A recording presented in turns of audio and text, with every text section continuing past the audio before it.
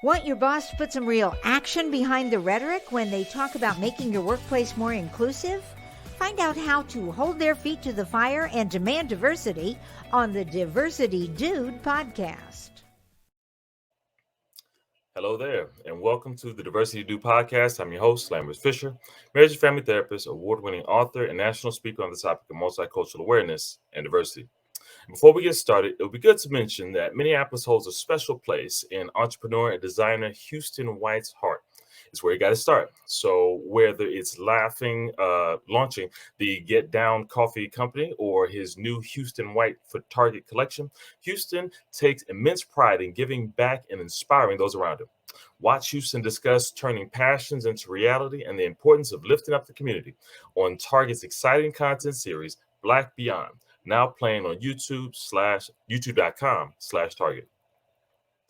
And regarding the Diversity Dude podcast specifically, for those of you who are interested in even more positive and encouraging tips and strategies beyond that which I share in podcasts like these, then feel free to reach out to me directly or check out my award-winning book, Diversity in Clinical Practice.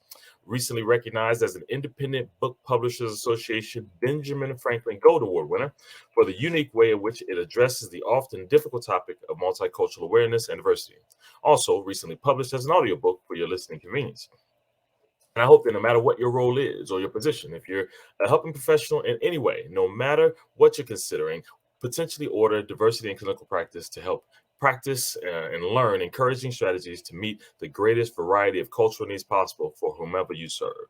And similarly, whether it be through my one-on-one relationship building efforts as a therapist or my informing and empowering efforts as an author and speaker, my personal mission is to do my part to improve the world one strengthened relationship at a time. All right. So today I want to talk to you about racist heckling in sports. Now, in my most recent podcast, I offered a response to the incidents at the Little League World Series where fans were outraged by the apparent racist act of white players taking turns putting fake cotton on the head of a black baseball player. And I included explorations of potential motivations and implications after that incident, not only on the perpetrators, but also the victims of that incident. Well, since then, another incident in sports has garnered national attention, and it occurred at a recent college volleyball game between BYU, Brigham Young University, and Duke, where an African American Duke volleyball player reported that she and her teammates were subject to shouted racial slurs, including the use of the N word during the game. These offensive comments and slurs reportedly escalated throughout the game, growing into threats and causing the players to feel unsafe. Not only that, but one African American Duke player reported that she was approached by a white gentleman after the game had ended on the way to the game team bus and told to watch her back. And informed of the potential safety concern during the game, BYU officials assigned a campus police officer to that area of the game to see what had happened or what might happen, but no perpetrator was identified at the time. Later, the university banned a fan believed to be involved in the shouting of racial slurs from athletic facilities moving forward, but since then, insufficient proof or evidence has brought that decision or the lasting impact of it into question. In addition, BYU Athletics issued an apology to the Duke team, reassuring them that the investigation would continue, as it is believed that the culprit may not have actually been a BYU student. And the BYU athletic director made public announcements before the next day's games and by verbally declaring that offensive behavior would not be tolerated and calling for better behavior on the part of BYU students and its fans. So while the investigation continues and students, spectators, and just concerned citizens weigh in on what actually happened and why, I again want to encourage you to explore some of the potential contributing factors of this incident as well as the implications on those involved. For example, consider the Duke volleyball athletes traveling to an opponent's campus expecting to display the results of their hard work, practice, and skills and hope that it results in a win. Maybe there's talk and encouragement among teammates of good hit, nice dig, and you got this.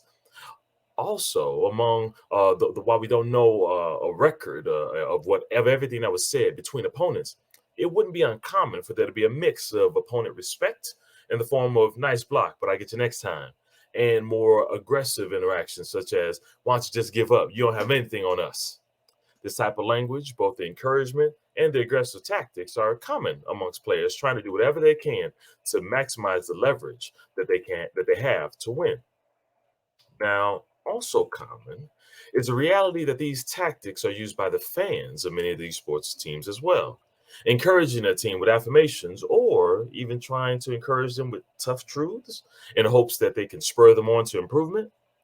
Then again, there are also tactics to discourage opposing teams, creating loud noises to just disrupt the team communication, or even yelling things like, "You suck," at specific players to distract them, or even discourage them into not believing in themselves and hoping that they can help their own team gain an additional advantage. Now, there's debate about this, and some have used this reality to argue that this BYU incident of racial taunting is understandable and just a part of sports and shouldn't be that big of a deal. However, even if you argue that there are advantages and disadvantages to this aspect of verbal taunting in sports in general sense, the recent BYU incident highlights that there are no matter what merits there are to this kind of strategy, there is a line that should not be crossed.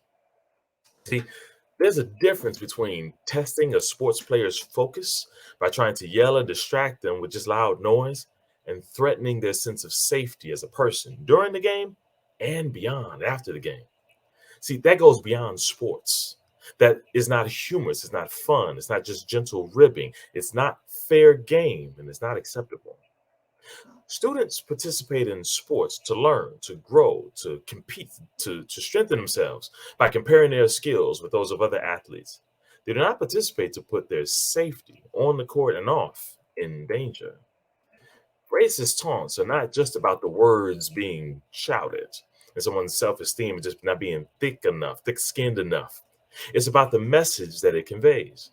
And racist taunts convey a belief that others are of lesser value and of worth, and thus their safety and well being don't really matter. That it's okay and even justifiable to verbally and physically threaten or actually harm them. Although I don't have a complete solution regarding everything that can and needs to be said and done in response to this incident, I can say that I appreciate the BYU athletic director getting on the mic in front of the entire crowd before the next day's games were played to declare that the incident was unacceptable, not consistent with BYU policies, their principles, standards of behavior, and thus would not be tolerated. Although unnecessary to some and simply inconvenient for others to hear, it sent a message that the incident was in fact significant, not just a personal problem or something that could just be forgotten about or dismissed. And it was better than what many experience in similar circumstances when officials say things behind closed doors but minimize things publicly. That being said, I can also acknowledge that while words like these are a good start, it's the actions that follow that will truly send a message to the student body and beyond regarding whether or not this was more than just a nice speech or whether it was a higher standard of safety for all players that matters and will be maintained with actionable accountability moving forward. Time will tell. It's also worth noting here that following this BYU Duke incident, the University of South Carolina, their women's basketball team, canceled their season opener series, which would have involved a home game at BYU. Away game for them, home game for BYU. See, on one hand, this decision seems odd to some in light of the fact that BYU apologized to Duke. They spoke out against offensive behaviors and even took steps to ban a fan suspected of shouting the racial slurs. However, on the other hand, while these steps are in the right direction, it is also understandable that University of South Carolina student athletes may not want to be the first ones to test the efficacy of these efforts. Maybe they would rather not walk into an environment of unknown safety to find out whether there will be actual change or just nice words and more of the same. While there are never any guarantees in any environment, maybe they would rather take a lesser risk, play a different team in a different environment, and maybe revisit that environment after it's been shown to be more emotionally, mentally, and even physically safe. Some others have suggested that this does less to punish the few who shouted the racial slurs and more to punish the thousands of other fans, preventing their enjoyment of the sport. And I honestly have no reason to believe that all or even a majority of the fans were shouting anything offensive. And as a result, there's an aspect of which I agree with the fact that these decisions and decisions like these impact more than just the perpetrators. That being said, I also acknowledge that it is not the responsibility of these student athletes to put themselves at risk of subjecting themselves to verbally offensive assaults and potentially physical threats as well, just to not inconvenience others' ability to enjoy sports entertainment. After all, similar to any effective protest, it's often not until a large number of people are inconvenienced that a large number of people hold responsible parties accountable for taking whatever steps are necessary to bring about positive and lasting change. Not only that, but on a smaller level, not those officially responsible, if a large crowd knows that the behaviors of a few might negatively affect them all, then instead of just the players and the officials trying to get the few to stop their offensive behaviors, there might also be pressure from the larger crowd telling those few people to keep it down or just stop altogether so that they don't all lose out. My hope for you, my hope for these athletes more specifically, is that they will be able to move forward from their commitment to their within their commitment to the sport and beyond. Focus more on honing their skills, building character, and maybe even strengthening their focus against random crowd noise distractions, and less on safety risks and the potential harm from fan retaliation or just direct harm. I hope for you is that you would make the most of opportunities to encourage fan excitement and sports fun, both through healthy team camaraderie and respectful competition, even including heckling that doesn't cross the line. Don't know where the line is? Understandable. The fact that you even care to stay on this side of the line and figure out where the line is, it sets you apart from those who aren't even trying. And hopefully, others will join in on your effort of healthy fun along the way. And with that, I'll say thanks again for listening to the Diversity Do podcast. If you have any pressing diversity related questions that you'd like me to address on an upcoming podcast, or if your organization is in need of a shame free and empowering guest speaker or training on the topic of multicultural awareness and diversity, then reach out to me directly at www.lambertsfisher.com. Also, again, check out my award-winning book, Diversity in Clinical Practice, available in paper and audio formats on Amazon.com. And I look forward to addressing as many topics as possible in future podcasts to help you improve as many relationships as possible at work, at home, or in your community. And as always, remember this: you don't need to know everything about everyone in order to have a positive impact on someone. Thank you all for tuning in, and have a great day. Tune in each week and find out how to demand and implement diversity at your job. To hear more, check out previous Diversity Dude shows on ShalettaMakesMeLaugh.com. Get fast, reliable internet for any budget. Now qualifying customers can get Xfinity Internet free through the Affordable Connectivity Program. That's right, free high-speed internet from Xfinity. And Internet Essentials customers can get equipment included at no extra cost. Get started today.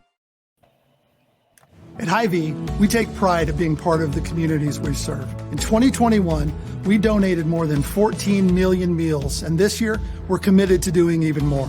For over 90 years, we've been the place that people turn in time of need, and we take that very seriously. That's why we're loading our semis full of food this week and making deliveries across the Midwest to help families this Easter. To join our effort, simply donate when you're at the checkout. Together, we can make a big difference for those in need. Y'all know how important helping the community is to me, and let's be honest, our communities need us right now. All of us. People are always asking me, Shaletta, how can I make a difference? Well, I have the answer. Xcel Energy is putting on its annual day of service, and you can take part. It's happening Thursday, September 8th through Sunday, September 11th. There will be nearly 80 nonprofit projects where you can volunteer to pack meals for folks in need, put together school supply kits, and more. Join thousands of your neighbors along with Xcel Energy employees. You can even get your kids involved. It's a meaningful opportunity for your entire family to make a difference. To learn more about Xcel Energy's Day of Service project, go to their website at www.xcelenergy.com/DOS-info. Do your part to give back to the places where we all live and work. All right, did you know I was the mommy slam dunk champion? Really? Yeah. Yes, really don't sound so surprised. Let's see it. Oh, you're ready. All right, here we go. Let's hear the crowd. So go to right, go to left. Fake a mom. Mama, go up, mama! She did it.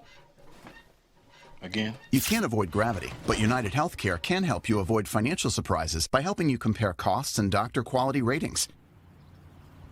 United Healthcare. Uh-huh.